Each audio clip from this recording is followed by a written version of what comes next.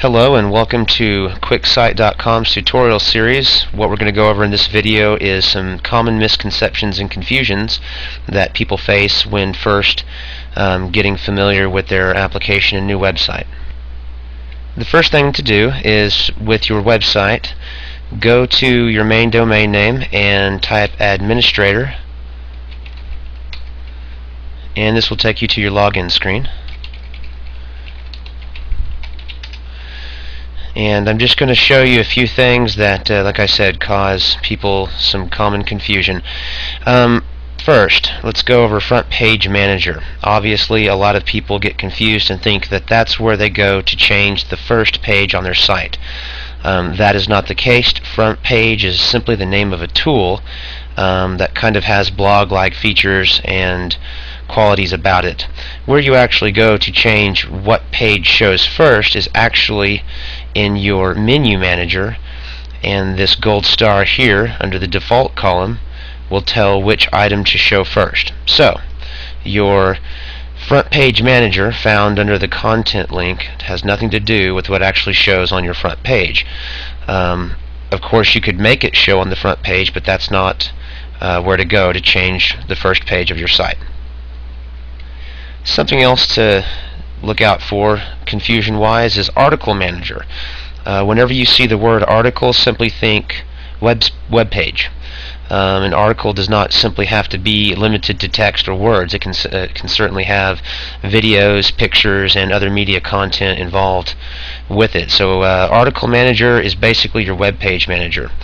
And what you're going to want to do before you actually make web pages in your Article Manager is you want to go into your Section Manager and your Category Manager, and you're going to want to lay out sections and categories.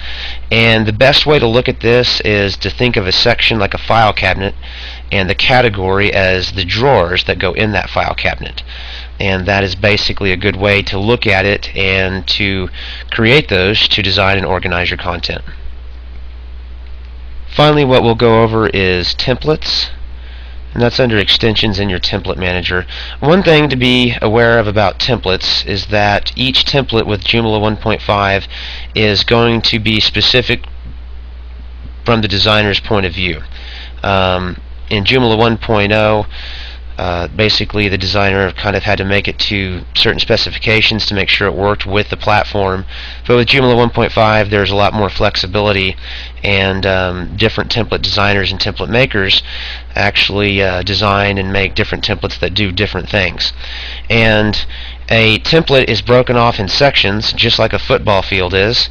On one end of the football field you got an end zone, you got midfield. Same thing with your website, and these are actually called module positions. But the area of confusion I wish to alleviate for you is that each template is going to be different. It's going to have its own module positions defined for it, and a picture kind of like this one right here is something that you'll need either from the template maker, or there's also other ways to get this information. But just understand that each new template will have different module areas already specified for it, which just lends to the flexibility of all the different templates and the different things they can do for you.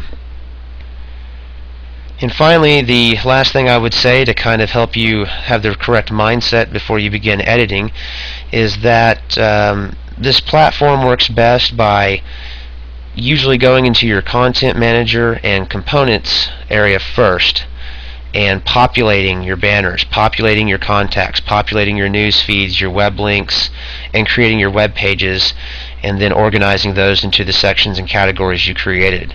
Then once everything is populated, we'll go into sections about menu items and modules. But for now, that's just to give you a little heads up on a few things that might cause you roadblock, and I hope it helps. Look forward to the next tutorial. It'll have more information. We'll be diving into how to go into the global configuration and make some basic configuration changes to your site.